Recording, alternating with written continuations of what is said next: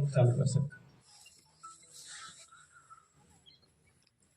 तो ये तमाम तरह के जो षड्यंत्र हैं, इनको जब आप समझना चलते हो तो फिर एक षड्यंत्र से दूसरे षड्यंत्र का सिरा मिलता हुआ नजर आता है, और एक लेवल पर आपकी हालत ऐसी हो जाएगी जैसे खिसियाई बिल्ली की होती है, खंबा नोचने वाला काम हो जाता है जब अगर आप अकेले खड़े होते हो तो जैसे मैं आपको बता रहा था कि हम अपने ही बाल खुद नोच लेते हैं कि यार पता है कि सामने मौत है, पता है कि सामने हमारे लोग जो हैं वो इस तरह से खत्म होने वाले हैं, हमारा समाज इस तरह से बर्बाद होने वाला है, और जब ये पता होता है और आप कुछ नहीं कर पाते हो तो अंदर ही अंदर तिलमिलाए रहते हैं हम, और हमें ये लगता है कि क्या किया जाए, किससे मिला जाए, और फिर हम चलते भी हैं। बहुत से क्रांतिकारी लोग निकलते हैं अपने घरों से, लेकिन चक्कर क्या होता है, उन क्रांतिकारियों की समस्या ये होती है कि वो अपने ही जन्म में बदलाव देखना चाहते हैं, उस बदलाव का स्वाद भी खुद लेना चाहते हैं कि जो फसल हमने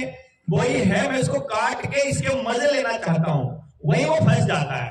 उसे जल्दबाजी होती है जल्दी से रिजल्ट लेकर के और इन बदमाशों को बाहर निकाल के अपने समाज को बचा के बढ़िया समाज स्थापित करके फिर उस बढ़िया समाज में आराम से सोने का उसका सपना उसको जल्दबाजी करने के लिए विवश करता है, और उस जल्दबाजी में फिर वो गंदे लोगों को भी अपने साथ जोड़ लेता है और फिर वो कॉम्प्रोमाइज करना शुरू कर देता है, कभी किसी के साथ समझौता, कभी किसी के साथ संगठन में लाना, कभी किसी को कह देना कि तू मेरी यहाँ मदद कर दे, तू वहां कर दे, अभी हमको काम करने के लिए पैसों की जरूरत है मान लो, और हम किसी उद्योगपति के जाकर उसके चरण पकड़ लें कि भैया हमको एक रैली करनी है, हमको इतने पैसे दे दो, और वो उद्योगपति कहे तो रैली तो करने को मैं दे दूंगा तुमको 10-20 लाख रुपया, लेकिन तुमने इस नेता के बारे में वहां कुछ खिलाफत नहीं करनी है। अब हमें रैली भी करनी है क्योंकि अनाउंस कर दिया था दोस्तों के बीच, रैली नहीं करी तो फंस जाएंगे, और फिर उधर से पैसा भी चाहिए क्योंकि अब जो क्रांतिकारी लोग हैं इनके पहले ही घर लूटे हुए हैं सबके, अब सारे के सारे ऐसे लोग हैं ना। अब अगर हम बेईमान होते तो हमारे पास भी बैंक बैलेंस अच्छा भरा खड़ा होता, अब बेईमान नहीं है तो हमारे पास भी उतना ही है कि रोज की रोटी अपनी बच्चों की रोटी का इंतजाम कर रहे हैं। तो वो कॉम्प्रोमाइज अगर हमने करना शुरू कर दिया, पहले छोटा कॉम्प्रोमाइज फिर बड़ा कॉम्प्रोमाइज, आज इसके खिलाफ नहीं बोलेंगे, परसों को उसके खिलाफ नहीं बोलेंगे, फिर किसी और के खिलाफ नहीं बोलेंगे, और फिर किसी और के खिलाफ, ऐसा करके सारे नेता फिर एक दिन शामिल हो जाएंगे कि भाई अब तो किसी के खिलाफ नहीं बोलना, तुमको अच्छा अच्छा जो करना है कर लो, खिलाफत मत किया करो, किसी के नाम लेके मत बोला करो। हमको भी आएगा नाम लेके मत बोला करो, भाई नाम लेके नहीं बोलना करो, तो उसके फिर कुछ साइड इफेक्ट भी होते हैं। वो साइड इफेक्ट क्या होते हैं, अभी देखो दिल्ली वाले राक्षस ने सारे नेताओं के बारे में बोल दिया कि अरुण जेटली ऐसा है, सुषमा स्वराज ऐसी है, शैला दीक्षित ऐसी है, मजीठिया ऐसा है।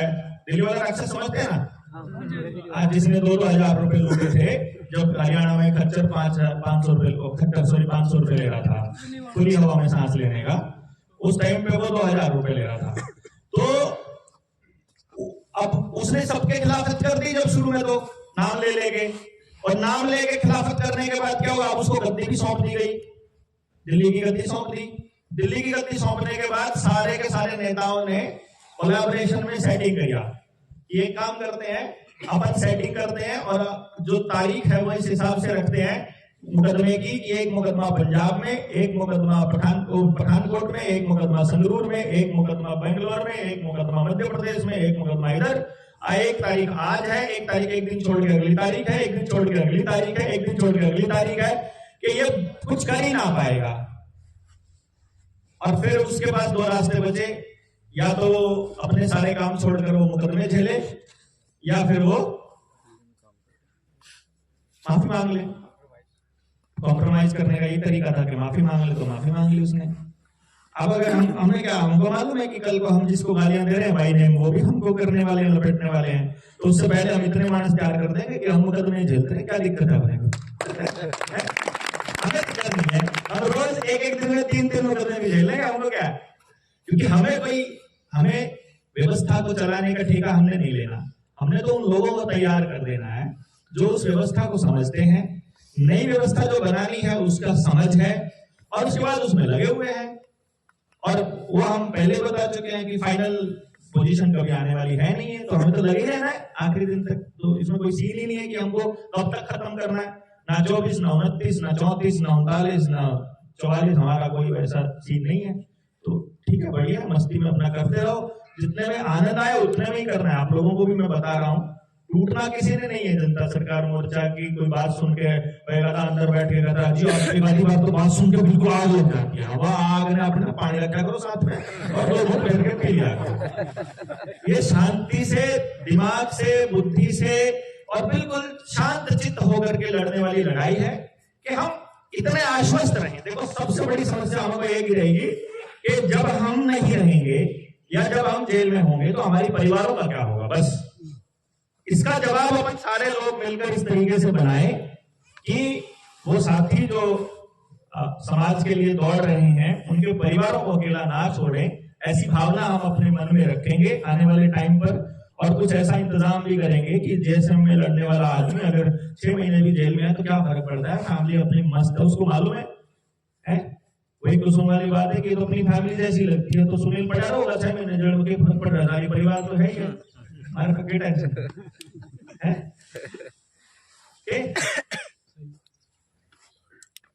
तो ऐसे ही ये अब अपने को जो करना है, मतलब जो हमारा अगला स्टेप, जो रुपए वाले मुद्दे पर भी बोलेंगे।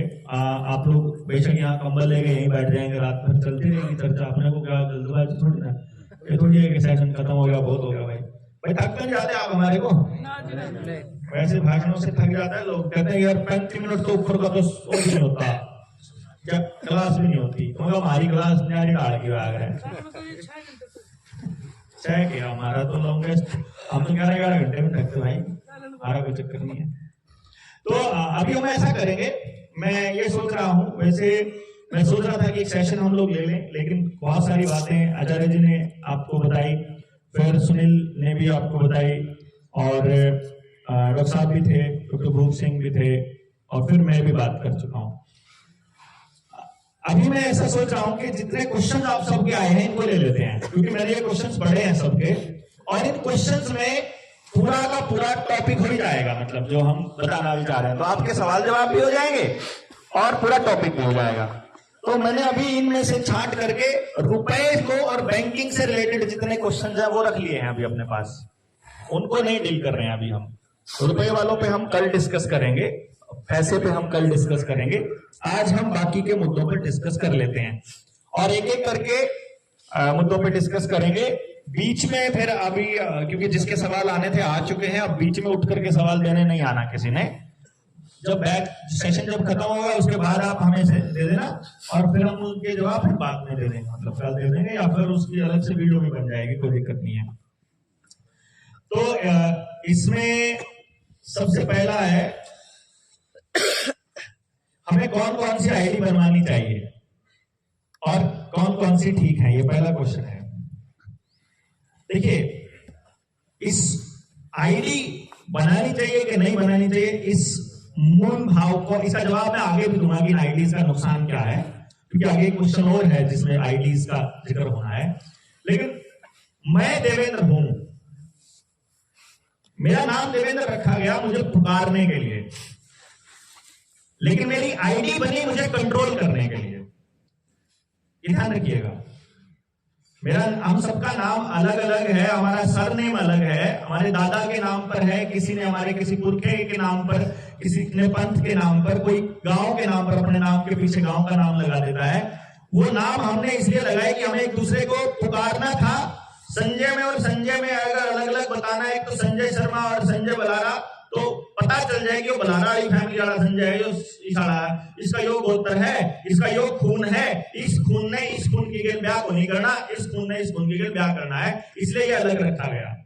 भाई कुम्हार के घर में जो कल्चर होता है उसको कुम्हार जो है वो अच्छा समझ पाएगा। तो कुम्हार जो है, कुम्हार की बेटी ने ब्याह करना होगा तो घर में बढ़िया एस्टेब्लिशमेंट होगी। कुम्हार इन द सेंस जो उस काम को कर रहा है, मतलब मिट्टी वाले काम को कर रहा है, जो घड़े बनाने वाले, कुंभ बनाने वाले काम को कर रहा है, जो खेती करने वाले काम को कर रहा है। उस खेती करने वाला आदमी अगर खेती करने वाले आदमी की ही बेटी को लेकर आएगा तो उसको गोबर में से बदबू नहीं आएगी, है क्या नहीं? उसको मालूम होगा कि ये गोबर की बदबू नहीं होती है, ये खुशबू होती है, या ये स्मेल होती है, उसके लिए वो स्मेल है खाली। गॉट इट ना मेरा पॉइंट आप? तो वो बनाया सिर्फ इसलिए था, इसका और मतलब साइंटिफिक था कि इस ब्लड क्लैन को, यानी इस परिवार को इस परिवार के साथ रिश्ता नहीं करना है या करना है, वो हम गोत्र छोड़ा करते थे, फैमिलीज छोड़ा करते थे कि इनका रिश्ता भाई बहनों का होगा, इनका रिश्ता कैसा, वो सब आप लोगों को मालूम है, उस पर हम ज्यादा डिटेल में नहीं जाएंगे। मोटी बात यह है कि आईडीज जो है वो आपको कंट्रोल करने के लिए बनी। कैसे बनी उसको समझने के लिए आपको सिर्फ ये समझना पड़ेगा कि आपका नाम छोटे अक्षरों में लिखा जा रहा है, रनिंग हैंडराइटिंग में है, या फिर कैपिटल लेटर्स में है, ये आपको पता होना चाहिए। और कैपिटल का मतलब पता होना चाहिए। अगर कोई वकील यहां बैठा हुआ है तो वकील को पता होगा कैपिटल पनिशमेंट क्या होती है। मालूम है कोई वकील है जो बता दे कैपिटल पनिशमेंट क्या होती है? हाथ खड़ा करके जी। Death punishment. और कोई? जिंदा लाश। जिंदा लाश। और कोई? असल में कैपिटल पनिशमेंट डेथ पनिशमेंट नहीं होती। कैपिटल पनिशमेंट होती है धड़ से सर को अलग करने की पनिशमेंट। मतलब मारने के तो बहुत सारे तरीके हैं ना, वो तो फांसी देकर भी मारा जा सकता है, लेकिन कैपिटल पनिशमेंट में धड़ से सर को अलग किया जाता है। मतलब हमारी जो पहचान है वो हमारे चेहरे से हम ज्यादा लेते हैं सबसे पहले ना, आदमी देख के हम पहचान करते हैं। तो इसमें जहां भी आपका नाम कैपिटल लेटर्स में लिखा जाता है, आपके कागज में जहां भी आपका नाम कैपिटल लेटर में लिखा गया है, वहां सरकार ने आपको डेड एंटिटी मान लिया है कि आपका धड़ सर से अलग है। कैसे सांप सूंघ गया? कैसे हो सकता है? ऐसा ऐसे हो सकता है कि ये जो भाषा है जो मैंने आपको कल भी बताई थी, अंग्रेजी जो है ये स्पेल की भाषा है, ये दिमाग में रखना है। अब इसके ऊपर रिसर्च चालू कर देना है। और जो कानून की भाषा है, जो ये आपको कानून की भाषा जो आज के टाइम आईपीसी जिसमें लिखा गया है और जितना भी कानून हमको पढ़ाया जाता है, ये भाषा लीगली भाषा है। जो लीगल ये भाषा जो है, ये समंदर के जो लुटेरे थे, ये समंदर का कानून है ये। इसलिए यहां शब्द जो है वो मिलेंगे जो समंदर के कानून में यूज है, समंदर में यूज होते हैं। जैसे डॉक वर्ड जो है वो शिप का डॉक होता है, और डॉक्यूमेंट मेंट जो वर्ड है वो कंट्रोल, मेंट का जो हिब्रू में जो मीनिंग है, मेंट का मतलब होता है कंट्रोल। डॉक्यूमेंट समझ गए? आपका घर को कंट्रोल करना, आपके डॉग को कंट्रोल करना। बर्थ जो है ये उधर का ही शब्द है, जन्म, बर्थ सर्टिफिकेट है ना। कौन सा बर्थ सर्टिफिकेट, आप किस बर्थ के हो, कौन से बर्थ में आपका जन्म हुआ है, ना कि जन्म की डेट ऑफ बर्थ का कोई सीन नहीं है उसका। फिर दूसरा गवर्नमेंट। गवर्न वर्ड जो है, गवर्न का मतलब होता है माइंड, मेंट मैंने कंट्रोल, मेंट जिसके पीछे लगा है समझो कंट्रोल है। समझ गए ना आप? तो आपका आधार कार्ड देखोगे ना, आधार कार्ड को वो जो आपका आधार है, चाहे आपका पैन है, स्पेशली सबसे पहले पैन बनता था, पैन नंबर और ड्राइविंग लाइसेंस। और बैंक में आप जाते हो तो बैंक में सबसे पहले वो आपको बोलते हैं कैपिटल लेटर में ही लिखना है, कैपिटल लेटर्स में। और जब आपसे साइन करवाते हैं, साइन हमेशा रनिंग लेटर्स में होते हैं, मतलब छोटे लेटर्स में होते हैं, पहला बड़ा कर दो बाकी छोटा, लेकिन उसके नीचे ब्रैकेट में कैपिटल लेटर में ही लिखा जाता है। यानी ये जो मरा हुआ आदमी है, इसने साइन कर दिए हैं कि मैं मरा हुआ हूं और अब तुम्हारे गुलाम हूं, तुम जैसा कहोगे मैं वैसा चलने को तैयार हूं। यूनिवर्सल लॉ के अंदर हम लोग किसी के गुलाम नहीं होते हैं। जो मतलब कुदरत का जो नियम है वो ये कहता है कि जिस हवा से तुम सांस ले रहे हो उसी हवा से मैं ले रहा हूं। जिस सूरज से पौधे को ऊर्जा मिलती है, वो पौधा उस ऊर्जा को इकट्ठा करता है और भोजन को, और मैं उस भोजन को खाता हूं, उससे मेरे बॉडी के एक एक सेल को ऊर्जा मिलती है। तो मैं मेरे बॉडी का एक एक सेल जो मेरा जो माइटोकॉन्ड्रिया जितनी ऊर्जा बनाता है, जितना करंट बनाता है, उस करंट से मैं चल रहा हूं। तो उस करंट से मेरे को जो ऊर्जा मिल रही है वो उसी सूरत से मिलती है जिससे तुमको मिलती है। तो तुम्हें मुझे कंट्रोल करने का कोई अधिकार नहीं मिलता है। हाँ, कुछ कानून हमने जो बनाए वो नियम इसलिए बनाए कि मुझे आपके साथ रहना था, हम सबको एक साथ रहना था, तो हम सब ने प्लान करके एक नियम बनाया कि चलो दोस्तों ऐसा करते हैं कि हम ऐसा करेंगे और ऐसा नहीं करेंगे। किसी से भूलवश हो जाए तो बात अलग है, परंतु कोई जानबूझकर करे तो उसका ये सजा है। हम लोग समाज में रहने वाले लोग थे। अगर हमारे पुराने पंचायती सिस्टम पे आप जाओगे तो वहां हमारे पुराने पंचायती सिस्टम में सबसे बड़ा जो होता था वो या तो 1 रुपया जुर्माना किसी का हो गया, मतलब कौड़ी का जुर्माना लगता था, कौड़ी का, उसको 2 कौड़ी का बना देना, 2 कौड़ी का आदमी है, मतलब उसको 2 कौड़ी का जुर्माना लगता था। बहुत थोड़ा जुर्माना होता था, इसलिए कहते हैं आदमी 2 कौड़ी का है। कौड़ी जो है that is a currency basically. जैसे आज रुपया एक जुर्माना हो जाए, किसी को 1 रुपए का जुर्माना, 1 रुपए की सगाई 1 रुपए का जुर्माना, दोनों का इतनी बराबर, उसमें इतनी इज्जत है, उसमें इतनी बेइज्जती है। तो ऐसे ही कौड़ी जो है वो जुर्माना लगता था। और ये बता दें कौड़ी का जैसे 10 नंबर ही आया करे, 10 नंबर ही है, ऐसे ही 2 कौड़ी का है, क्योंकि इसको 2 कौड़ी जुर्माना लगा था। इसका मतलब इसने कोई बहुत ही घिनौना काम किया हुआ था, इसका समाज में रहने लायक आदमी ये नहीं है। या फिर उसको जात से निकाल दिया करते थे कि ये बिरादरी से निकाले, इसका हुक्का पानी बंद कर दिया, उसको बट्टा लग जाता था पूरा आगे पूरी पीढ़ियों तक। उससे डरता वो समाज में स्थापित रहने के लिए नियमों का पालन अपने आप ही करता था, और फिर वो उसके व्यवहार में, अगली पीढ़ी के व्यवहार में वो अपने आप आ जाया करता था। वो जब से ये कानून आए, कोर्ट आई, 1860 में ही आई भाई, 1860 में आया ना आईपीसी, तो अंग्रेज आए, उससे पहले भी तो किसी तरह से न्याय होते ही होंगे, उससे पहले भी किसी तरह से समाज चलता ही होगा। ऐसा थोड़ी है कि ये नहीं आएंगे तो ये नहीं चलेगा। तो अगर कल को ये आईपीसी हम फाड़ के फेंक देंगे तो भी तो चलेगा समाज, लेकिन उसके लिए समाज को समझ में आना चाहिए। हम 4-5 लोग उठा के फेंकेंगे उससे कुछ नहीं बनेगा बात। आखिरी आदमी तक को समझ में आना चाहिए कि आईपीसी की जरूरत नहीं है, हमारी जबान बहुत है। हमने कह दी जबान, इसलिए हम एक नया कल्चर बनाने की बात कर रहे हैं कि भैया कि ये अटेंडेंस की शीट है, जिसके पास पहुंचे तो आप उसमें अटेंडेंस भर देना, आज की अलग लगेगी, जो कल नहीं आए थे और जो कल आए थे वो भी इसमें भरिएगा।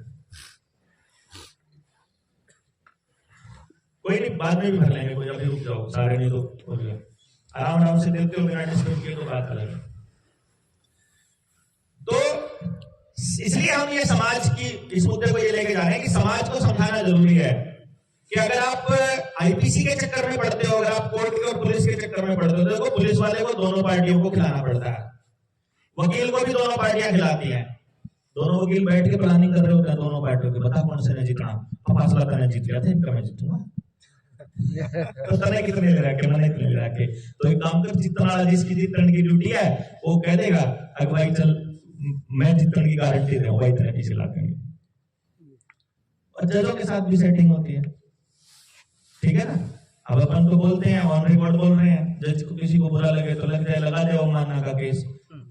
हाँ, हमारे पास ऐसे केसेस हैं, जज गए हैं ना जेल में, रिश्वत लेते हुए गए हैं। तो मैं तो रिश्वतखोर जजों की बात कर रहा हूँ, है सारी व्यवस्था की तो बाकी जो समझेगा सारी व्यवस्था, आप समझो, मैं तो उनकी कर रहा हूँ, रिश्वतखोर भी है जज, पुलिस वाले भी हैं रिश्वतखोर, वकील भी हैं हरामखोर, है कि नहीं, मतलब सारे नहीं कह रहा हूं, लेकिन जो है वो तो है।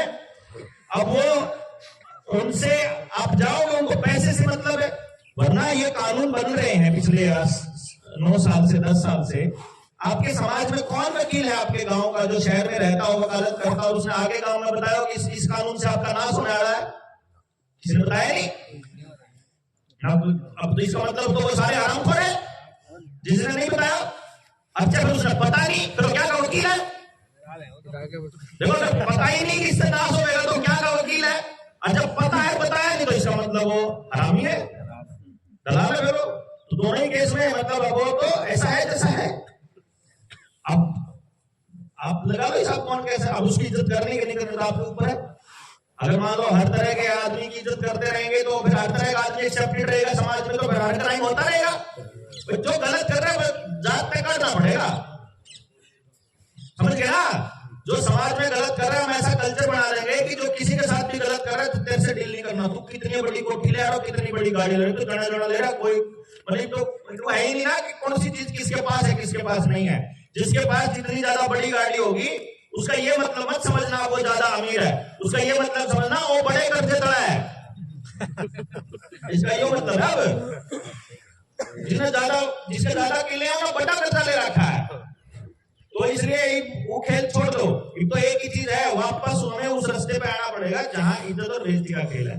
मोटी बात ये थी कि जो डॉक्यूमेंट की बात थी वो ये है, सिंपल सा फंडा है कि जब कोई आदमी पैदा होता है, आदमी नहीं जीव, कोई भी जीव, और प्रकृति का ना बड़ा स्टाइल है काम करने का। वो क्या स्टाइल है कि वो किसी एक प्रजाति को बहुत हैवी होने नहीं देती है, और केवल इंसान इतना घटिया प्राणी है इस धरती पे, इंसान सबसे घटिया प्राणी है। हमारे लोग जो हैं बुद्धिमान लोग ये कहते हैं कि इंसान सबसे बेहतर प्राणी है, उसको बना के भेजा। अब पता नहीं उसने अपनी बुद्धि पर क्या डाला क्या नहीं डाला, लेकिन अगर पर्यावरण का नुकसान अगर कोई जीव करता है तो केवल और केवल इंसान करता है। संग्रह करने का काम अगर कोई जीव करता है तो इंसान सबसे ज्यादा करता है। स्वाद के लिए किसी दूसरे जीव को मार देना, एंजॉयमेंट के लिए किसी दूसरे जीव को मार देना, ये केवल इंसान करता है। और जो करते हैं उन्हीं को कह रहा हूं, जो नहीं करते वो नहीं है। लेकिन ये सबसे ज्यादा संख्या इंसानों में ही है ऐसा करने वाले लोगों की। इतनी बुद्धि होते हुए भी वो कुदरत ने उसको एक जबरदस्त चीज दी, वाणी, बात करने के लिए, और इस वाणी का इस्तेमाल वो 99% लोग केवल झूठ बोलने के लिए करते हैं, सबसे बढ़िया अपना काम चलाने के लिए। जब तक हम लोग मौन बातचीत में रहे, इशारों की भाषा में रहे, तब तक क्राइम भी नहीं हुए। जो रिटर्न जब स्टेटमेंट्स आने लगी ना, तब से ही सारे के सारे घपले जितने काम है सारे रिटर्न होने के बाद ही शुरू हुए। वेदों के भी बारे में जब कहा जाता है कि ये तो श्रुति से चलते आ रहे थे, तो जब तक वो श्रुति से चलते आ रहे थे तब तक उनमें कोई कमी नहीं थी। लिखने स्टार्ट किए तो गड़बड़ हुई। लिखना इतना कमाल का निकाला आदमी ने। मेरा कहने का मतलब क्या है, जो मैं बात बता रहा था प्रकृति के काम करने का तरीका, इंसान 800 करोड़ के करीब है इस धरती पर। जितना कुल इंसानों का वजन है उतना ही इस धरती पर रहने वाली चींटियों का वजन है। पता है ये बात आपको? इस धरती पर चींटियां फिर इतनी ही पैदा होंगी जितना कि उनका वजन इंसान के वजन के बराबर हो जाए। यानी जितने टोटल इंसान रहेंगे उसके अनुपात में उतनी ही चींटियां पैदा होंगी, और इसका मतलब संख्या बहुत ज्यादा होगी इंसानों से। और नियम यह है कि इस धरती पर जितनी भी संसाधन और जितने भी जमीन है जो प्रकृति ने हमको दिया है, उस पर इस धरती के हर जीव जंतु का बराबर अधिकार है। बराबर, जितना मुझे चाहिए और जितना एक चींटी को चाहिए और जितना एक चिड़िया को चाहिए, उसके हिस्से का उसका अधिकार है। और किसी कीट पतंगे को, किसी कीड़े को चाहिए तो उतना उसका अधिकार है, और जितना मुझे चाहिए मेरा। लेकिन गड़बड़ तब से शुरू हुई जब आदमी ने अपनी जरूरत से ज्यादा के ऊपर अधिकार करना शुरू कर दिया। वो भी रिटर्न ही होते हैं जितने कागज पड़े हैं जमीन के, रजिस्ट्री भी सारी है, गड़बड़ है। घरों के ऊपर लोन तभी आई है जब लाल डोरा टूट कर रजिस्ट्री हुई है, नहीं तो उससे पहले घर अपने अपने मालिक थे, घर आगे सब। कहने का मतलब यह हुआ कि आईडी जो बनती है और जो यूनिवर्सल लॉ में जो होता है वो ये होता है कि जब भी इंसान पैदा होगा वो इस धरती का मालिक बन जाएगा और एक खाता खुलेगा उसका, जो यूनिवर्सल मतलब उसका हिस्सा है और बराबर का हिस्सेदार रहता है। तो कुछ लोगों ने एक कानून बनाया और कानून की एक खासियत उन्होंने बताई ऐसा, मतलब जैसे वो हमको क्या बोलते थे कि भारत के लोग तो जो है ना कि हम लोग क्या करते थे, एक दूसरे से अगर हमने एग्रीमेंट करना है तो हमने कभी भी एग्रीमेंट्स रिटर्न नहीं किए थे। भाई मेरा जो किला तू बोले तो तू बोले, तेरा होगा तो तेरा होगा, मतलब जबान ही हमारा एग्रीमेंट होता था। हमारे कल्चर की सबसे बड़ी खासियत ये थी कि हम जबान पे ही चलते थे और हमारी जबान नहीं जानी चाहिए, हम इस पे रहते थे। तो जबानी एग्रीमेंट को इन्होंने रिटर्न एग्रीमेंट्स में बदला जब सबसे पहली बार, तो जैसे कुछ एक सवाल आया था, उस सवाल का भी जवाब इसके अंदर आता है। दोबारा अगला सवाल है, मैं कई सवाल इकट्ठे ले रहा हूं, कहीं सोचो आप एक ही सवाल का जवाब इतना लंबा खींच दिया, अगले सवाल में याद आ जाता है तो वो जुड़ जाता है इसके साथ में। अंग्रेज जो भारत में आए थे, उस भाई का सवाल था कि अंग्रेज जो भारत में आए थे उसका इजराइल से क्या संबंध है। अंग्रेज और मुसलमान दोनों के दोनों इजराइल से जब आए थे, एक्चुअली दोनों को इजराइल ही चला रहा है, और अमेरिका का पूरी दुनिया के ऊपर जो वर्चस्व दिखाया जाता है वो भी इजराइल का ही किया हुआ है। यानी वो खुद सामने कभी नहीं आते हैं, जो असली खिलाड़ी है वो कभी सामने नहीं आता है। जिस रॉथस्child की बात, जिस रॉकफेलर की बात कहते हैं, वो ना कभी अखबार में आएगा, ना उसके बारे में कभी छपेगा, ना ये बताएंगे उसको कितनी चीजों का मालिक है। और लेकिन दुनिया भर की जितनी बड़ी कंपनियां हैं, जिसका भी ब्रांड आपको दिखाई दे टीवी के ऊपर, रेडियो के ऊपर या किसी बैनर के ऊपर, अगर वो आपका लोकल किसी दोस्त का है, अभी नया नया उठ रहा है, तो थोड़े दिनों के बाद उसको भी कोई ऐसी कंपनी ले लेगी अपने आप ऑटोमेटिकली। आपका खर्चा 50 लाख हुआ, वो 50 करोड़ भी देने को तैयार हो जाएगी, 100 करोड़ भी देने को तैयार हो जाएगी, लेकिन वो ले लेगी। उसका कारण क्या है कि ऐसी किसी चीज पर वो आपका मालिकाना हक रहने नहीं देंगे जो आपका होगा। आपको कहेंगे, जैसे यूनिवर्सिटी होगी कोई, वो यूनिवर्सिटी कहेगी आइडिया के लिए आपको पैसा मिलेगा, फंडिंग मिलेगा। आपका सेमिनार होगा, आप आइडिया लेकर जाओगे, उस आइडिया पे आपको 3 लाख रुपए, 30 लाख रुपए, 10 लाख, 20 लाख, 50 लाख, जितना प्लानिंग होगी उतना पैसा मिल जाएगा। उस पैसे से आप पैसा कमाओगे, गाड़ी ले लोगे, घर ले लोगे, 5 करोड़ उसकी वैल्यू हो जाएगी, फिर उसको 50 करोड़ में वही लोग ले जाएंगे। एक आइडिया जो बदल दे आपकी दुनिया। ठीक है, आपको लगेगा कि मैंने आइडिया से 50 करोड़ कमा लिया, लेकिन आपको यह नहीं पता कि आपके दिमाग का इस्तेमाल करके आपने जितने लोगों का डेटाबेस इकट्ठा किया, आपने जितना कस्टमर बेस बनाया, जिंदगी भर के लिए वो आपसे ले गया। और अब आप पैसे की चकाचौंध में इतने डूब गए कि अब आप उस पैसे की दलदल में धंसते चले जाओगे, और वो आदमी कभी फिर पैसे की दलदल से नहीं निकल पाया, क्योंकि उस पैसे को लगा करके वो कहीं पर कर्जा लेगा, और जिसने एक बार कर्जा ले लिया बस फिर ले लिया। ऐसा पॉसिबल ही नहीं होगा 99% केसेस में कि वो उस दलदल से बाहर फिर निकल पाएगा। तो अल्टीमेटली वही लोग राज करते हैं, और उन्होंने ही सबसे पहले मुगलों को भेजा था पूरी दुनिया के अंदर, कि जहां जहां इस तरह की चीजें मिलती हैं। अब हम बताएंगे भारत की खोज किसने की। हाँ, देखो वास्को डी गामा खोज करने कोई खुदा था भारत, या भारत था नहीं उसके अंदर पहले? वो खोज उनके लिए की थी बेसिकली ना। हम तो थे, पहले से एग्जिस्ट करते थे, और उनसे पहले से करते थे हम। पहले मुगल आ गए थे, वास्को डी गामा तो मैं वास्को डी गामा से पहले मुगल आ गए थे। कदा था वास्को डी गामा?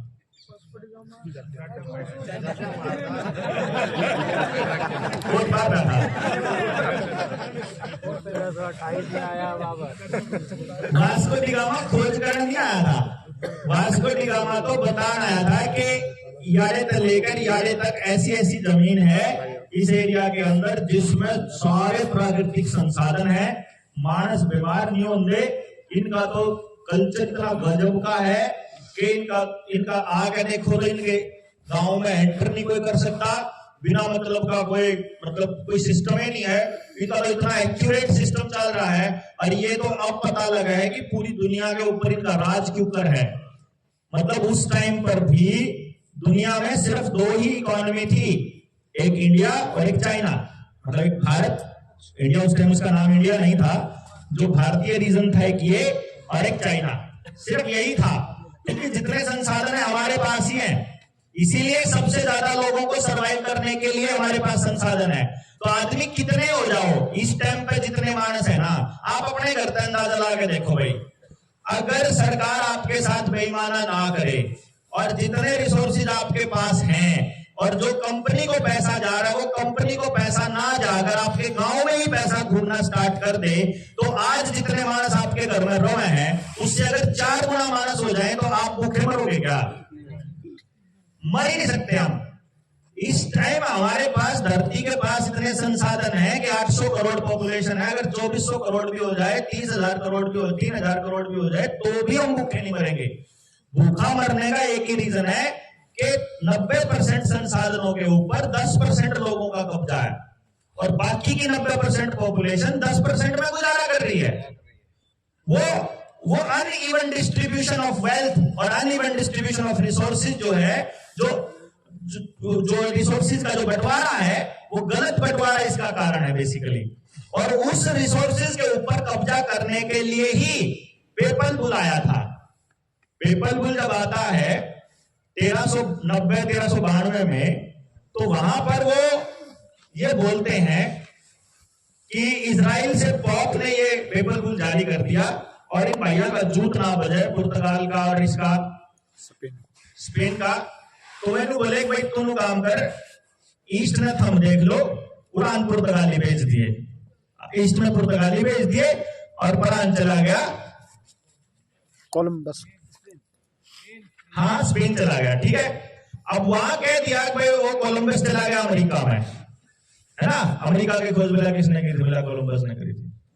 तो वहां जाकर के उन रिसोर्सेज को उन्होंने देखना स्टार्ट किया। आज अमेरिका का ये हाल है, जो अमेरिका का मूल निवासी है एक भी बचा नहीं है वहां, मतलब खत्म हो चुके लगभग। अब वहां सारा का सारा यूरोप आ लिया, सारा उसने हथियार उसके ऊपर कब्जा जमा लिया। भारत में भी उनका यही इरादा था। उनका पर्पस क्या था कि वो ये कहते थे कि हम परमात्मा के, यीशु के, ईसा मसीह के हम मतलब अनुयायी हैं और हमको सपने में पोप को सपने में यीशु ने ये कहा है कि पूरी दुनिया की आत्माएं तुम्हारी गुलाम हैं और तुम्हारा उनके ऊपर राज करने का पूरा अधिकार है, तो तुम जाओ और पूरी दुनिया को अपना गुलाम बनाओ और उनको अपने हिसाब से चलाओ। ऐसा करके एक पेपर बुल दे दिया। एक पेपर बुल मतलब एक एग्रीमेंट बना के दे दिया। ये एफिडेविट की तरह होता है, लीगल नोटिस की तरह होता है असल में। आज अगर आप डीसी को लीगल नोटिस भेज देते हो कोई, और लीगल नोटिस पे डीसी उसका कोई जवाब नहीं देता है, तो वो आपकी तरफ से डिक्लेरेशन हो जाता है।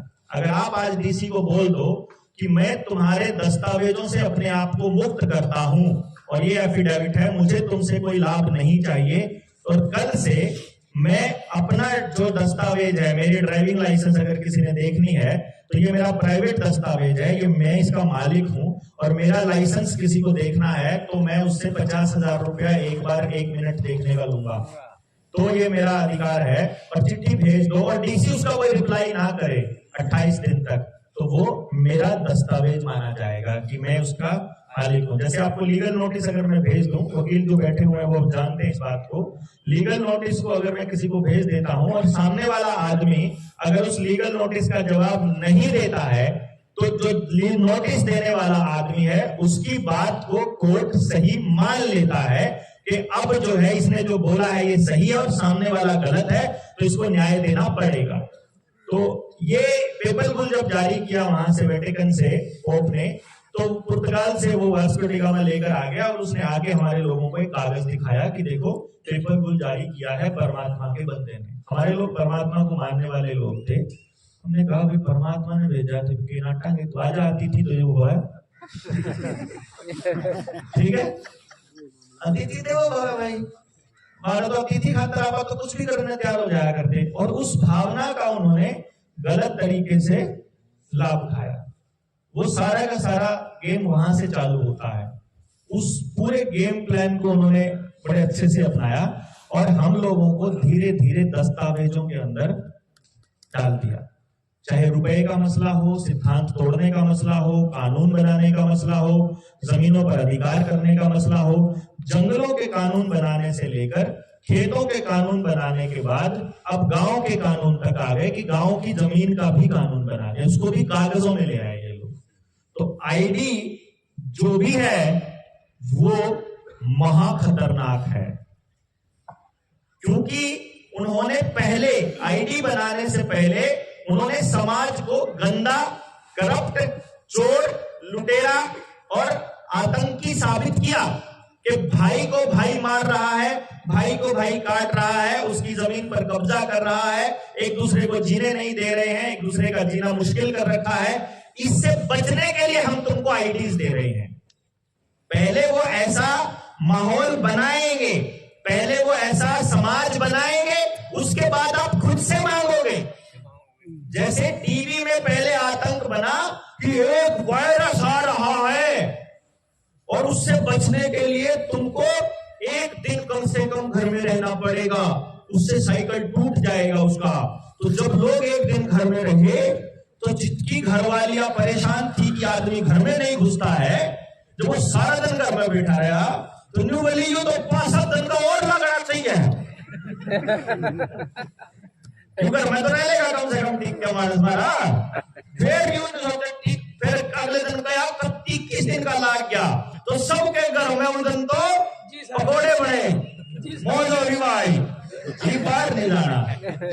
मतलब हमने खुद अपनी आजादी को सरेंडर किया। रीजन कोई भी रहा हो, मतलब कारण कोई भी रहा हो, चाहे हम थक चुके थे, चाहे हम अपनी उस भागदौड़ की जिंदगी से परेशान हो चुके थे और उस 2-4 दिन में हमने महसूस किया कि अरे गराड़े से मानस है, देख गरा 2-3 दिन रहे फिर पता लगा कि करके भी ठीक मानस है। तो मैं तो वही घबरा गया। तो वो आईडीज जो है, इसी तरह से जो मैंने आपको बोला कि जो भी आपके ऊपर उन्होंने लादना होगा कोई भी कानून, उससे पहले वो माहौल बनाएंगे कि आप खुद से ही अपने आप अपने ऊपर वो कानून लादने के लिए सरकार को कहें कि आप ऐसा कर दो। जैसे किसान को इतना मजबूर कर देंगे, अब ना उसके पास बेचारे के पास खेत में पशुधन बचा, ना खेत में काम करना उसके पास बैल उसका साथी बचा, जमीन उसकी इतनी हार्ड कर दी कि बिना बड़े ट्रैक्टर के वो काटती नहीं, और उसके लिए ज्यादा डीजल लगेगा। तो ये खेत में काम करके राजी नहीं, राजी तो सारे हैं भाई, काम करके गोड्डा में जाने को नहीं, कबाड़ खुआ दिया सारा सारा, शरीर में काम होना ही वो नहीं, बढ़ता ही नहीं, राजी का क्या मतलब हो गया। तो बस की बात नहीं रही, आपको इतने सालों से 40 साल से केमिकल खुआ दिया, वो थोड़ी बचा। तो अब किसान मजबूर हो गया कि खेती करेगा तो खेती में खर्चा तो ज्यादा होगा, लेकिन जब वो फसल बेचने जाएगा तो आमदनी उसकी कम होगी, तो खेती घाटे का सौदा हो जाएगा। लेकिन पुरखों की बात याद आएगी कि जमीन बेच दी तो बट्टा लग जाएगा, तो फिर घर बैठे बैठे वो मतलब ऐसा करके दुआ मांगेगा कि हे भगवान, या जमीन एक्वायर हो जाए तो बढ़िया, ये जमीन एक्वायर हो जाए तो अच्छा, बट्टा तो नहीं लगेगा, कम से कम रेट तो ठीक मिल जाएंगे यहाँ एक्वायरिंग के। तो वो 30 लाख की बजाय फिर 40 लाख में किला, फिर 50 लाख में, फिर वो इस टाइप से, और फिर खुद ही मांगेगा। और एक बार जमीन से हाथ धो दिया तो फिर तो उसके पल्ले कुछ बचा ही। तो ये आईडीज का जो खेल है, ये पूरी तरह से आपको डेड एंटिटी बनाने का खेल है। अब एक बात समझो, आप कई लोग यूं कह रहे थे, मेरे एक साथी आया था, जो भाई बेटा था, जो आप करना क्या चाहते हो हम जानना चाहते हैं। तो मैंने बेरा ही नहीं, तू पूछ के ना किस तरह बतावेगा है, मैंने क्या पता भाई, तो ये काम कर ले, आप साथ में लाके काम करेंगे, मैं भी देख लूंगा, जो मानस इतनी बात समझण का है तो उससे इतना बताया जाओगा कि हम न्यू करांगे। लेकिन जब सोचो एक बात कि जब मैंने न्यू बेरा है कि वो आईडी कितनी खतरनाक है, तो अगर सच में देश आजाद करना होगा तो कागजात भी आजाद करना पड़ेगा ना इन अंग्रेजों के। जब अंग्रेजी भाषा का पता लग गया तो भाषा भी आजाद करना पड़ेगा। जिस बात का पता चलता जाओगा कि यार चीज खतरनाक है मेरे गांव के लिए, मेरे घर के लिए, भाई अगर जब पढ़ लिख के बालक अपना काम छोड़ के, अपनी जड़ छोड़ के कितने बाहर जावे और उसकी सीधे सी हो गए है, और अनपढ़ रहेगा वो अपने गांव में रहे तो अनपढ़ बढ़िया, अपनी जगह में रहे। तो अगर पढ़ लिख के तलाक ज्यादा हुए और अनपढ़ा का परिवार बचा रहे तो अनपढ़ बढ़िया है। जब पढ़ लिख कर चोरी ठगी सीखा आदमी, और पढ़ लिख कर अगर सारे उल्टे काम पढ़ लिख कर करे, मोबाइल में सारी अश्लील वीडियो पढ़े लिखे नहीं पेला लागे, क्यों बने, क्यों डले और क्यों देखी जाओ, क्यों उसमें अपलोड हो, क्यों आगे वायरल हो, ये तो पढ़े लिखे नहीं पेला लागे, तो इससे बढ़िया तो अनपढ़ है। जब अनपढ़ आदमी सारे गांव की छोरियां अपनी बेटी बहन मानता हो और पढ़ा लिखा आदमी अपनी चचेरी बहन पर भी गलत नजर रखता हो, तो अनपढ़ बढ़िया भाई उसको तो।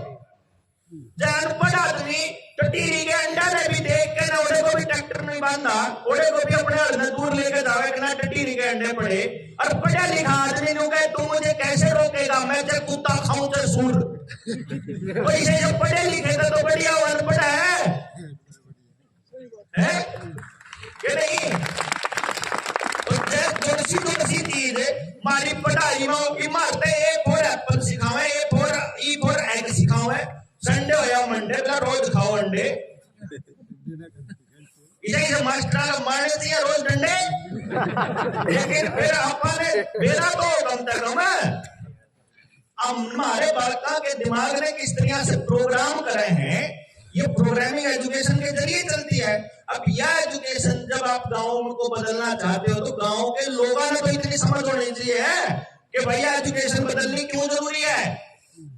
मैं आप लोगों से गुजारिश करूंगा, सियाने लोग हैं, किताब खा के देखियो पहली क्लास की किताब में आपके बच्चे के दिमाग को पहली छोड़ो, नर्सरी में यूकेजी एलकेजी की किताब देख लियो, उस किताब में यो है कि माँ तो रहेगा जो साथी का नंबर आवे, मैं तेन का डॉक्टर साहब घराड़े नुका है, पाराइटी बनवा लो फटाफट नुका रहे हैं, अगली यो जो बड़का का छोटे टाइम पे इंजेक्शन लगा रहे हैं ये बनवा लो और बर्थ सर्टिफिकेट बनवा लो, फिर कोई काम नहीं होगा, मतलब के काम नहीं होगा, बोला एडमिशन नहीं होगा, मतलब 2026 में गुरुकुल खोला गया था, उस 26 साढ़े गुरुकुल की मैं ले ठीक है। तो जिस पे कोई कागज नहीं है वो हमारे पास होगा, बात खत्म। हमें तो हो गया जी, ठीक है बात बोल जी, और नुकसान के वहां और कोई नुकसान नहीं। बोला फिर बालक पढ़ना लिखना नहीं सीखा है, मगर पढ़ना लिखना के सिखाना था, पढ़ना लिखना ए बराबर सिखाओगा, बी बराबर सिखाओगा, कुछ बोला ना कुछ और पढ़ना मैं किताब ला उठा के ने वो किताब ला उठा के उसके घर जा रहे थे तो वो अपने छोरे की किताब ले तो पढ़ना सिखा रहा, वो कुछ उसकी ग्रेड की थोड़ा सा अपर लेवल की दिखा रहा था, उसमें फोटो थे, ये मेरे एक्सपेरिमेंट के दौर की बात बता रहा हूं मैं, फोटो थे, उस फोटो के ऊपर उसमें फोटो लग रहे थे, जो नहीं पहचाना करे भाई बताओ दर्जी कौन है, फार्मर कौन है, फोटो जो है कई सारे, बच्चा उस पर निशान लाओ, फार्मर पर निशान लाओ, कौन सा है, इसमें दर्जी कौन है। तो मैंने क्या करा, उसमें मतलब एक फोटो लिया अपनी, और अखबार पढ़ा था, बाय चांस की बात है, वो अखबार पे तड़ी पार का फोटो छप रहा था, तड़ी पार तो समझते हो ना, और तड़ी पार का फोटो मतलब मुंह काट के मैंने और उन्हें चेप दिया उस पे, उसकी किताब पे, और फिर उसकी फोटो मंगा ली मैंने, उसकी फोटो में तभी उसका मुंह काट के उस मानस का जिसकी मैं बात कर रहा था वो चेप दिया उन्हें, ठीक है बात। फार्मर वाली जगह पे जब किसान था ना, किसान के था बैल बांध लग रहा था, बैल थे उसके पिछाड़ था उसके हाथ में, और उसकी फोटो तो चेप दी मैंने उस किसान के मुंह पे, उसके पिताजी की तो, और तड़ी पार की चेप दी मैंने कोट पैंट पहना मानस था और उस पर, और मैंने वो छोरा बुला लिया, मैं देख तेरी मैडम ने क्या सिखा रखा मैं वो बताऊंगा, उस तो बड़े बालक की बात बता रहा हूं मैं, छोटे बालक की टेंशन हो रही थी, उसने बड़े के तो सारे कागज बना रखे थे, उसकी कोई टेंशन नहीं थी, छोटे वाले केस में मेरी बात सुन रखी थी, तो उस तरह बोला, मैं बोला उस छोटे उड़े ना उठा आया, मखा इसमें तो जेंटलमैन बता कौन सा है, सोचो आप उसने किसका लाया होगा, तड़ी पार का ला रहा हूं हाथ, क्योंकि वो कोट पैंट पार रहा था। हमारे यहां जेंटलमैन किताब में पढ़ाया जाता है, व्यवहार में नहीं पढ़ाया जाता कि जेंटलमैन कौन है। भाई जिस तरह की पढ़ाई हमारे को ऐसी पढ़ाई जा रही है, बस यह हमारी आईडी का काम है। आईडी पहचान के लिए नहीं है, आईडी कंट्रोल के लिए है। पहचान के लिए इतना बतेरा, जब मना कह दिया जो मेरा छोरा है तो है, मना कह दिया मेरा चाचा है तो है, तो जी आईडी के लिए तो काम के नंबरदार ने कह दिया हाँ भाई नफे का छोरा है, इसका नाम देवेंद्र है, बात खत्म, स्टैंप मार के दे दी। हाँ, ये कानून बनाया जा सकता है कि अगर मैंने गलत इंफॉर्मेशन दे रखी है, चाहे मैंने 6 साल की सजा दो, लेकिन अगर मैं ये कह रहा हूं कि मेरी आमदन 50,000 है तो है, अगर गलत है उसने पकड़ के जेल में डालो, अगर उसने गलत कही है उसके लिए तो मानते हैं, लेकिन अगर मेरी बात को मानने से पहले आप ये कहते हो कि तू तो गलत इंफॉर्मेशन देवेगा, तू तो चोर है, तू तो झूठा है, ये तो मेरे अस्मिता के ऊपर, मेरे आत्मसम्मान के ऊपर, मेरे अस्तित्व के ऊपर सवाल है ना बेसिकली। तो आईडीज जितनी भी बनी हुई हैं, ये मेरी अस्मिता के ऊपर और मेरी अस्तित्व के ऊपर सवाल लगाने के लिए ही बनाई गई है, और मैं अगर पैदा हो गया हूं तो मैं यहां एग्जिस्ट करता हूं। अगर आप अपनी धोती, अपनी पगड़ी और अपने पहनावे को मानते हैं तो आपको किसी भी आईडी की जरूरत नहीं है, किसी भी आईडी की। यहां मैंने पता लगा 2 सिख भाई हैं आए हुए, हाथ खड़ा करेंगे। 2 सरदार भाई हैं, इन ये अपने मेरी बात का समर्थन करेंगे या विरोध करेंगे। मैं एक बात बोलूंगा, सिखों में निहंग होते हैं, निहंग सिख होते हैं, वो अपने मतलब उसको गुरु की फौज बोला जाता है। वो गुरु की फौज अपने गुरु के उस पुरानी परंपरा को मानने वाले लोग हैं। किसी निहंग के पास एक भी ड्राइविंग लाइसेंस नहीं है जी। उन्होंने बनवा रखा अपने शौक में तो बेशक से, वरना निहंग से कोई सरकार का आदमी कोई कागज नहीं मांग सकता, क्योंकि वो निहंग है, वो गुरु की फौज है, वो परंपरा को फॉलो करने वाले लोग हैं। परंपरा को फॉलो करने वालों के ऊपर अंग्रेजों का कोई कानून लागू नहीं होता। और कोई वकील भाई है तो जाके आप ट्राइब्स को एक अलग से मिले हुए जो अधिकार है उनके ऊपर सर्च करेंगे तो पता चलेगा कि ट्राइब्स का मतलब क्या है कि जो लोग अपने पारंपरिक परिभाषा मतलब उसको परिधान को जिन्होंने नहीं छोड़ा है, अपनी धोती, अपनी पगड़ी, अपनी भाषा और अपनी कल्चर, ये ना छोड़ो, आपको किसी आईडी की जरूरत नहीं है।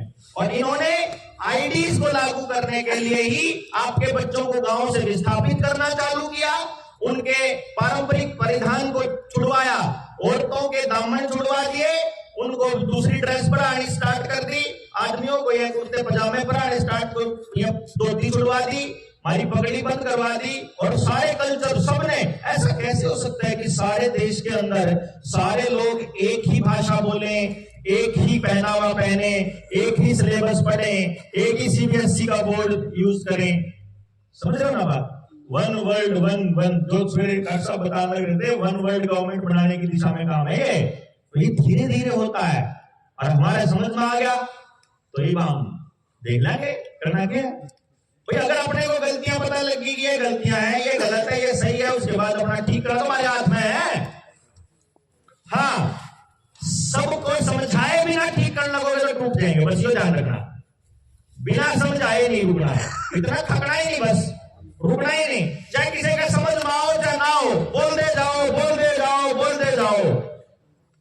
शुरू में कहेंगे के 4 मानस के पागल हो गया, फिर कहेंगे तुमने कौन पूछा है, फिर कहोगे तारी कोई मानता नहीं, फिर कहोगे भाई बात तो तू ठीक कहो है, फिर कहोगे बात तो ठीक है पर कोई मानना नहीं, फिर कहे चल थोड़े तो मानने लागे, फिर कहे ना कुछ तो मानना है, फिर कहोगे भाई बात समझ जायज है, फिर कहोगे भाई चोखे मानस हो गए, भाई उतने मानस कहने लग रहे तो बात ठीक क्यों होगी, फिर मान लेंगे।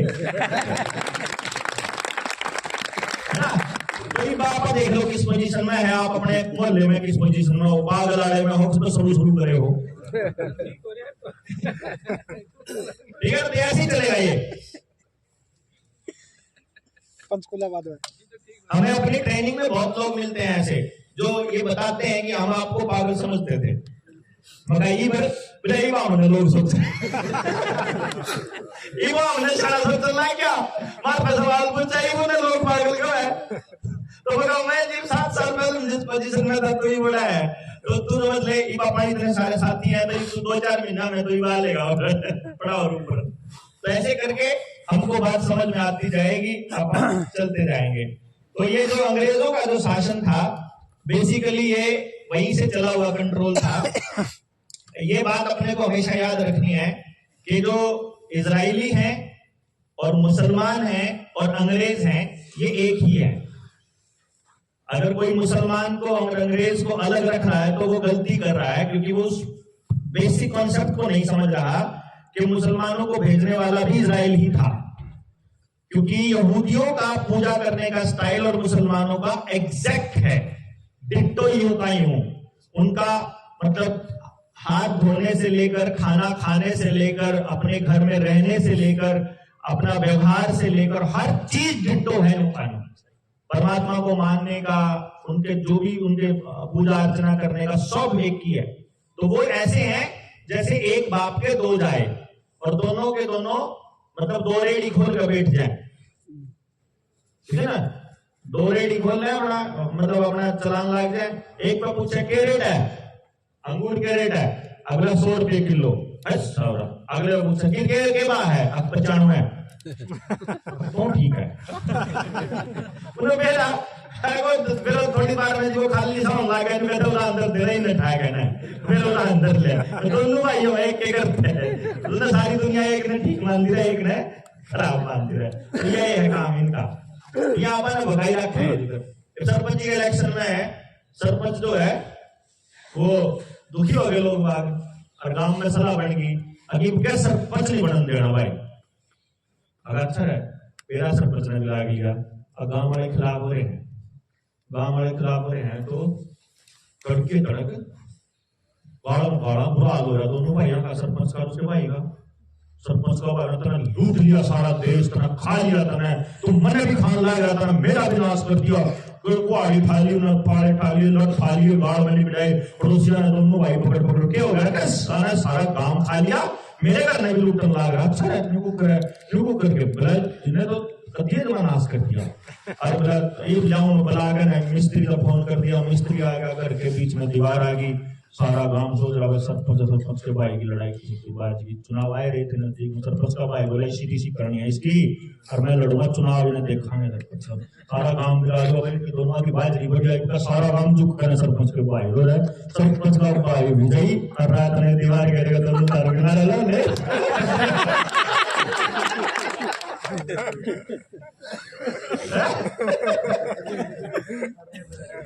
समझ गए। जब पता करना होगी देवेंद्र के बारे में क्या सोचा है तो जाके ना बहुत बुला दो भाई, आपको बता देगा क्या सोच रहा है। सिंपल फंडा है, कोई टेंशन नहीं। ये सब जो राजनीति करते हैं इसका समझ में आ रहा है, इनकी जड़ पाड़न के सारे तरीके माधुर है तो माधुर मानसा की कमी रही, समझ नाले मानसा की कमी रह रही, उसने इकट्ठे करना है। इन देख तो जाएंगे सब बताना सारा, ठीक है ना। जैविक खेती के बारे में क्वेश्चंस थे कि जैविक खेती कैसे की जाए, हम इस पे सवाल करने के लिए आए थे कि पहली बार जहर मुक्त खेती कैसे करें। तो वो शायद सुनील अपने वक्तव्य में बताने में चूक गया, मैं आपको बता देता हूं। पूरा लगभग 3 से 4 घंटे का सेशन है सुनील भाई का, और वो काम आएगा आपको जब आप गेहूं काट लोगे, और गेहूं काटने से लेकर अगली फसल बोने के बीच में जो 2 महीने खाते में रहता है खेत, 2-2.5 महीने में, उस टाइम में असल में क्या है कि लोग बाग क्या सोचते हैं कि रासायनिक खाद डालना बंद कर दिया और गोबर की खाद डालना शुरू कर दिया वही जैविक खेती होती है या वही प्राकृतिक खेती होती है या उसी को ऑर्गेनिक बोलते हैं। ऐसा नहीं होता। जो हम रसायनों से जो हम डालते हैं, रसायन जब हम खेत में डालते हैं तो वो रसायन किन किन पोषक तत्वों की पूर्ति करते हैं। जमीन को 18 पोषक तत्व चाहिए, लेकिन जो फर्टिलाइजर्स जितने भी डीएपी यूरिया वगैरह आता है उसमें 2-4 जो पोषक तत्व हैं उन्हीं की पूर्ति होती है, जिसमें नाइट्रोजन, फास्फोरस, पोटाश वगैरह की आती है, वही डालते हैं हम उसी से। और बाकी के पोषक तत्व जो है वो नहीं डाल पाते, तो जमीन की जो ताकत है वो कम हो जाती है। जो आप प्रोटीन खान दे रहे हो है ना, मैंने कल बताया था कैल्शियम ना खावा, कार्बन डाइऑक्साइड हाइड्रोकार्बन ना लेवा, वसा ना लेवागी, तेल ना खावा, तो वो अलग अलग डिफेक्ट होने स्टार्ट हो जाएंगे बॉडी के अंदर। ऐसे ही शरीर और वैसे ही जमीन के अंदर है। तो प्राकृतिक खेती करने से पहले, जैविक खेती शुरू करने से पहले उस जमीन को पोषण देना जरूरी है जो उन रसायनों से हम दिया करते थे। ठीक है ना, समझ गए ना बात। तो जितना नाइट्रोजन हमको चाहिए, जितना वो पोटाश चाहिए, फास्फोरस चाहिए, वो जो और भी खनिज चाहिए, जिंक जितना कड़ी मतलब उसमें नूनी ज्यादा हो रहा, कड़ी कम हो रहा, किस तरह की मिट्टी है, उस सारी के ऊपर उसका पोषण अगर हम ठीक कर देंगे तो उस पोषण के बाद वो तो सारे लाइक तो देखना वाली बात जी। ये जो लाइनें है ना, ये आप बचपन से देखते आ रहे हैं ना, ये बचपन से देखते आ रहे हैं। और हमें लगता है कि ये जहाज के पीछे का धुआं है। ये जहाज के पीछे का धुआं नहीं है, ये प्रोजेक्टेड केमिकल्स हैं। जैसे बम डालता है कोई भी सेना का आदमी और किस जगह पर डालना है उस एंगल से डाला जाता है, तो इनको किस एरिया में किस शहर को प्रदूषित करना है, किस शहर की हवा को जहरीला बनाना है, उसके लिए ये केमिकल्स डाले जाते हैं। आमतौर पे ये डालने के बाद में ऊपर जो बादल हैं, बादलों के आसपास ये संघनन प्रक्रिया शुरू करते हैं। वहां के आसपास की धूल, मिट्टी और पानी को ये संघनित करके अपने साथ अटैच करके नकली बादल बनाते हैं। ये नकली बादल को बाद में टेम्परेचर वेरिएशन से बरसाया जाता है। तो जहां पानी की जरूरत कम होती है वहां ज्यादा बरसा दिया जाएगा, वहां बाढ़ ला दी जाएगी। और जहां बारिश की जरूरत है वहां बारिश नहीं होने दी जाएगी। इसको हार्प टेक्नोलॉजी बोलते हैं, HARP। हाँ देख लियो, देख रहा तो इसमें कई साल तो हिलाएगा, मैं तो देख रहा है, फिर ऊपर जाकर पकड़ूंगे।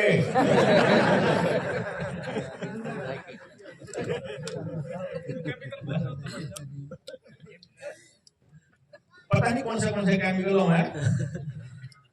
बेसिकली हवा की आर्द्रता कम करने वाले, ज्यादा करने वाले अलग अलग केमिकल्स होते हैं। अगर आपको उस हवा का, उस शहर की हवा के अंदर आंखों में जलन पैदा करने वाला केमिकल डालना है, बारिश कम होने वाला डालना है, बारिश ज्यादा होने वाला डालना है, या वहां की फसलों के ऊपर आपको कोई ऐसा केमिकल डालना है जो उसका पौधा जो है वो सोख ले और बाद में वो बच्चे जो खाएं, जो भी आदमी खाएगा, बेसिकली आप बीमार करना पर्पज हो, परमानेंट आप कस्टमर रहने चाहिए फार्मा कंपनीज के। तो उसके लिए वो जो भी प्रयास बनता है, आप अस्पतालों से नहीं लोगे उनकी दवाई तो ये आपको हवा के जरिए दे देंगे, उससे भी नहीं लोगे तो जो पानी की सप्लाई आती है उस सप्लाई में दे देंगे। जो वाटर वर्क्स में काम करता है बच्चा आपका, जो आपके गांव का बच्चा अगर किसी पानी की टंकी वाले उसमें काम करता है, उससे पूछना, उनको केमिकल दिए जाते हैं बकायदा, और उस पानी की टंकी के अंदर ना एक छोटा सा वाल होता है, बस उसमें डाल दो तो हल्का हल्का एक जो मतलब ग्राम जो केमिकल है वो पानी में मिलता रहता है। तो इस तरह से वो पूरा पानी में मिलता रहता है। वो क्या केमिकल होगा आपको भी देखो, वो तो आपको कहा जाता है क्लोरीन है, वो तो आप लैब खोल के बैठे हो कि आपने जांच किया सच्ची में क्लोरीन है। बाकी वो जो आपके कुएं में डाला जाता था, जब आपके कुएं हुआ करते थे, कुएं में पहले डॉक्टर आकर के उसमें पानी में साफ करने की दवाई डाला करते, फिर आपके बालका के गुमड़े हो जाया करते, छोटे छोटे बच्चा के, ठीक है ना।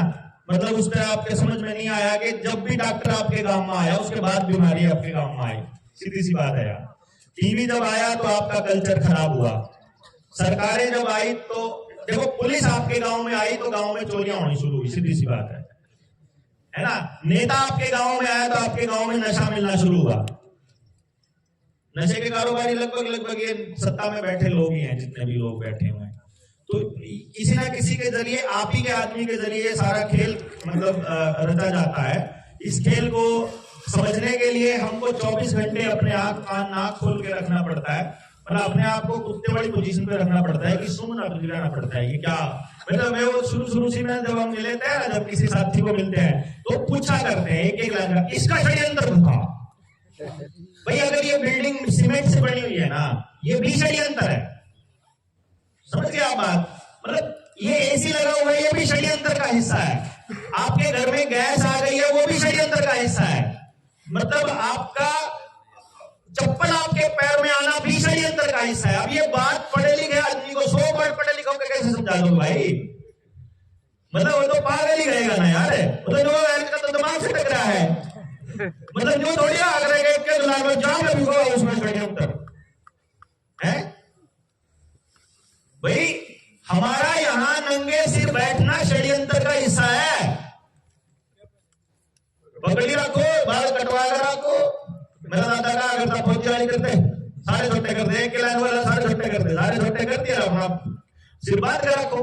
सिर पे बंधा होना, ये मौसम इतना गजब का है हमारे, कितनी बढ़िया चीज थी यार वो। सिर एक्सट्रीम गर्मी और एक्सट्रीम सर्दी में अगर कोई चीज आपको बचा सकती है जो बिल्कुल हेल्दी रखेगी, तो आपका सिर का ढका होना है।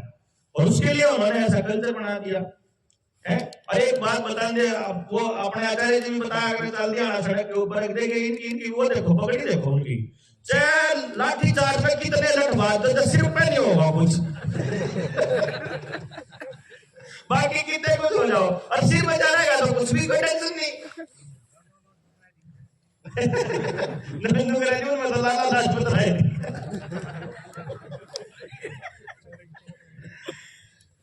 समझ गए। तो अगला क्वेश्चन है इसके अंदर, अपार आईडी के बारे में बताएं। अपार आईडी बेसिकली क्या है, आपके बच्चों को जिंदगी भर पढ़ाई करते समय सारे डॉक्यूमेंट लेके नहीं चलने पड़ेंगे। देखो कमाल की बात, ये आपको बड़ा खूबसूरत तरीका बताते हैं आपको लपेटने का। आपका आधार कार्ड पूरी तरह से अपडेटेड है और आपके चेहरे के साथ पूरा सिंक्रनाइज्ड है, तो एयरपोर्ट पे आपको स्पेशल सुविधा मिलेगी डीजी यात्रा वाले। डीजी यात्रा, डिजिटल यात्रा, उसमें क्या करना है, आपने जाके कैमरे के आगे बस खड़ा होना है। कैमरा आपके आंखों के आइरिस को रीड करेगा, उसको आपके आधार के साथ कनेक्ट करेगा। आधार के साथ आपके सारे कागज जुड़ रहे हैं, खाते में कितने पैसे हैं, आपका जो आपका पासपोर्ट है उसका नंबर क्या है, वीजा आपका कहाँ का लगा हुआ है, टिकट आपकी कहाँ की है, लोकल जा रहे हो, डोमेस्टिक जा रहे हो, इंटरनेशनल जा रहे हो, कहाँ की टिकट है, कौन सी फ्लाइट है, कितने बजे की है, आप कौन है, कहां से टिकट कराई थी, और अभी इस वक्त आपके क्या क्या, मतलब सारी डिटेल्स जो आपके आधार के साथ जुड़े वो सारी आ जाती हैं। सिर्फ आंखों चेहरे को वहां रखने से, चेहरा रख दिया, आपने कोई लाइसेंस लेके जाने की जरूरत नहीं, कोई कागज दिखाने की जरूरत नहीं, कोई पासपोर्ट लेके जाने की जरूरत नहीं, आपने कुछ लेके नहीं जाना, बस अपना चेहरा दिखाओ। तो सारे लोग तो कमाल है भाई टेक्नोलॉजी का, गजब हो गया भाई, गजब हो गया भाई, कुछ नहीं ले जाना पड़ता, कागज की जरूरत को नहीं होती है। तो यही बात तो हम कहने लगे, कागज की जरूरत को नहीं उनके कंट्रोल में आकर उड़ जाओगे, शुरू में गए तो नाम तो बना दे नहीं कागज। इस धरती पे एक जगह से दूसरी जगह जाने के लिए कागज की जरूरत पड़ेगी, ये कहने वाला कौन होता है कोई? भाई साहब, आपको आदत डाली गई इन्होंने। कोरोना के टाइम पर एक जिले से दूसरे जिले में जाते टाइम भी पुलिस का नाका लग रहा था, वहां रजिस्टर लगे हुए थे। आपने कहा जाना है, एंट्री करो, के करने जाओगे, सर्टिफिकेट ला बनवा के पहले जाना पड़ेगा, इमरजेंसी है कोई, क्यों जी? आपको ये आदत डाली गई थी कि आपको अपने घर से निकलते टाइम भी एप्लीकेशन लेके जानी पड़े। आपको क्या सोच रहे, जब कोरोना कितना साचा था, इलाज कितना साचा था, जो बातें बेरा लाएगी, तो लॉकडाउन कितना साचा था वो भी बेरा लागना चाहिए ना। लॉकडाउन के दौरान एक एप्लीकेशन थी जो आपकी लोकेशन को ट्रेस करती थी, उसका नाम था आरोग्य सेतु। आरोग्य सेतु ऐप हर पुलिस वाला बोला करता था, आरोग्य सेतु ऐप डाउनलोड कर। हर एक नाके पे खड़ा हुआ आदमी बोला करता था, आरोग्य सेतु ऐप कर डाउनलोड। डीसी दफ्तर में जाते थे, बोला जाता था आरोग्य सेतु ऐप कर डाउनलोड। अफसर बोला करते थे, नेता बोला करते थे, टीवी बोला करता था, खबरें बोला करती थी। लेकिन संसद में एक सवाल के जवाब में सरकार ने यह कहा कि हमको नहीं पता आरोग्य सेतु ऐप किसने बनाई थी। है ना कमाल की बात, बड़े कमाल की बात है। 19 के चुनाव से पहले देश में नमो टीवी आया था, याद है? नमो टीवी आया था, नमो टीवी।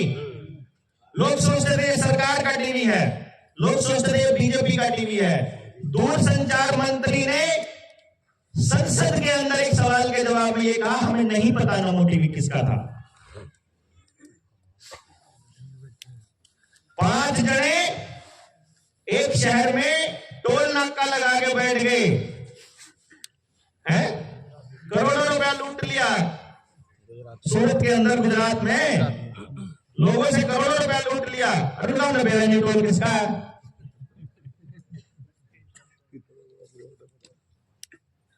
ये कागज थे कि नहीं थे उनके किसी ने नहीं पता। और ऐसे लोग सरकार के द्वारा ही प्रायोजित किए जाते हैं, ये तो पता ही आप लोगों को। और फिर हम लोगों के अंदर इस बातों को लेकर के इनसिक्योरिटी पैदा की जाती है, और इनसिक्योरिटी पैदा करके हम लोग अपने आप कहेंगे कागज चेक होने चाहिए, और फिर हम अपने कागज देते हैं सारे। मतलब चोरियां जितनी हुई बैंकों ने करवाई,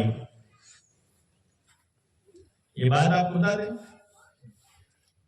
चोरियां जितनी होती हैं प्रशासन की मदद से होती हैं, जितनी भी होती हैं, क्योंकि हमको भी सौभाग्य मिला 2-4 बार जेल में जाने का। जितनी बार भी जेल में गए, हमको अगर कोई सबसे सेफ क्राइम करने वाला आदमी अंदर मिलेगा तो वो बोलेगा चोरी तपटी अब कोई क्राइम नहीं भाई, ना तो कोई मारना पड़ता और ना कदे सजा हुआ, इसकी भी गारंटी है। क्यों? क्योंकि चोरी से चोर को सजा केवल तब मिलेगी जब चोरी के माल की रिकवरी हो जाएगी।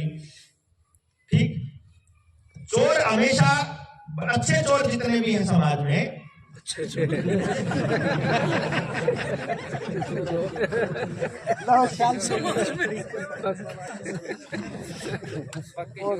चोर का इंटरव्यू होने लग रहा था। हाँ जी, चोर का इंटरव्यू होने लग रहा। हाँ जी चोर जी दसो जी गल पूछो जी, केड़े घरां चोरी करके तुहानू सब तो ज्यादा मजा आता है, ज्यादा फायदा होता है, समान मिल जाता है? वो कहना भाई गल ये है, मास्टरा ना छोड़ गए, किसी के घर में बढ़ जाओ कुछ ना कुछ पाए जाओ है। मास्टरा का तो फ्रिज में भी किताब पाओ है। बोले जी फिर, और कभी आपने नेता के घर भी चोरी करी? नहीं नहीं नहीं, साडी यूनियन का असूल है कि स्टाफ मेंबर के घर चोरी नहीं करनी।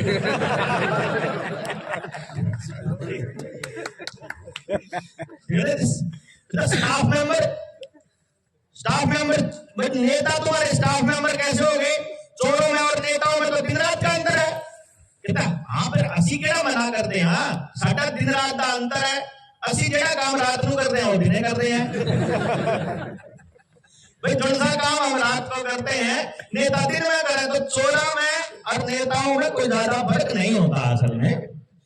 तो मैं इसलिए बोला था जो समाज में अच्छे चोर हैं, सभ्य चोर हैं, वो हमेशा जो भी चोरी करते हैं वो सरकार को, पुलिस को बता के करते हैं, बकायदा उनका हिस्सा अलग रखते हैं। भाई हम आईओ को, पुलिस के इंस्पेक्टर को, थाना के एसएचओ को बता दिया जाएगा, एसएचओ साहब आज फलाने कॉलोनी में जाना है, अपना नाका पर लेकर ला लियो।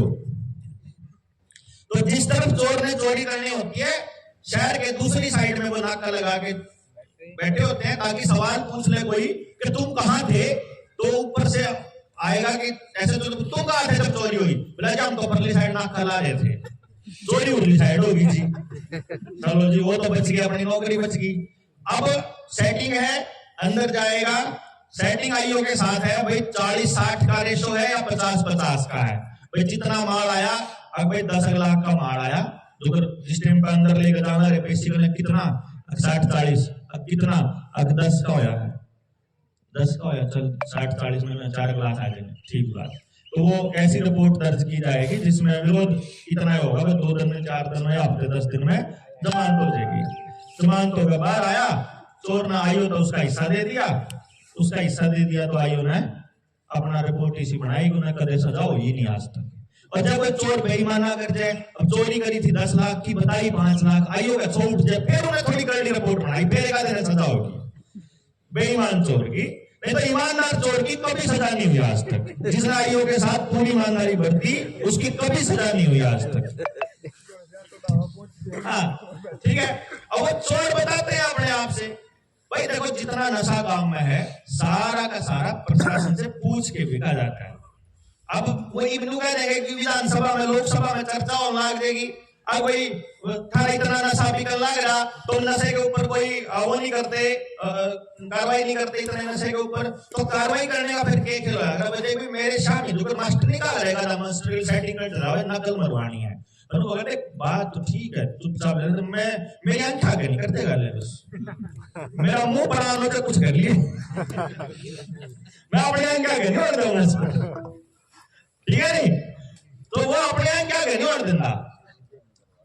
तो ऐसा करके वो जो नशा है वो इस तरह से होता है कि नाका लगा हुआ है, मन लेकर जाना है 10 किलो नशा कटे, और भाई की सेटिंग है, पुलिस वाला की भी है, तो यो इससे 50 ग्राम दे के भेज देंगे। इससे कहा तेरे बालक ने 6 महीने तो भी तरह होगा, तो तेरे बालक तनख्वाह पहुंच जाएगी, तेरी टेंशन लेने की जरूरत नहीं।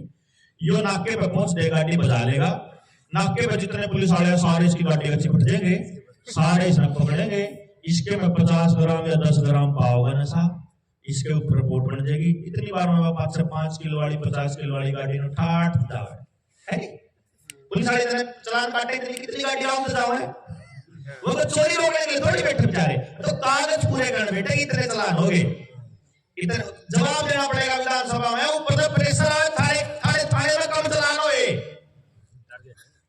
चलान पूरे करने, गिनती पूरी करनी उनको खाली। तो आपके यहाँ जितना क्राइम होता है, गांव में जितना नशा बिकता है, गांव में जितनी चोरियां होती हैं, सब प्रशासन की मदद और उसकी शय से ही हो रहा है। उसकी आड़ में आपके लिए कानून बनने हैं। सीधी सी बात क्या है? कदे आप जो सोच रहे हो कि सिर्फ पैसा कमाते हैं वो, उससे पैसा कमाने का तो एक पहलू नजर आता है। जैसे कोरोना की वैक्सीन में पैसा कमाना आपको एक पहलू नजर आ रहा है कि कंपनियां पैसा बढ़ा गई, असली गेम उसके पीछे कुछ और होता है। समझ गए बात आप? तो इसी तरह नशा भी, चोरी भी, ये सब जो है गेम प्लान ये सब चलते हैं। अब आप अकेले बोलोगे और प्रशासन को पता चल गया कि वो एक है तो एक को रगड़ दो तो सारा गांव रगड़ा जाएगा, उनको भी पता है। इसलिए वो मतलब एक को मैनेज करने की कोशिश करते हैं किसी तरह की, कहीं ना इलेक्शन लड़वा दो, बस ले जिसने इलेक्शन लड़वा दो उसकी क्रेडिबिलिटी वैसी